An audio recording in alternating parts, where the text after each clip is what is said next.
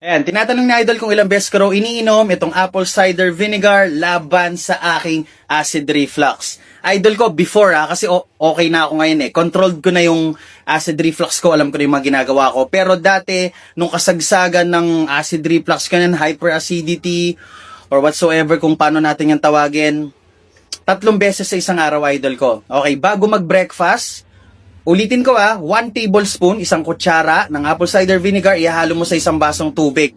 Pwede yan. Tapos sa lunch ulit. Every time na kumakain, Idol, tapos susunod na sa dinner. Okay, 10 minutes bago ako kumain. Or kung hindi mo trip yung ganon, pwede mo rin subukan after kumain.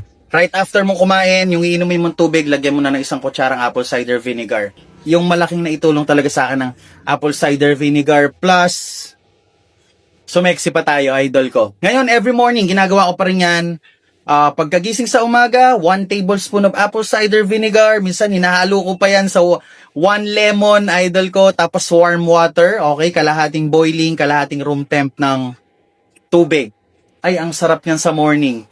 Lalakas yung digestive system mo, Idol ko. Yan. Nakakaano rin siya nakaka-flat ng stomach. Let's go. Okay? Acid reflux, Idol ko, sana maging okay ka na. Have a good one.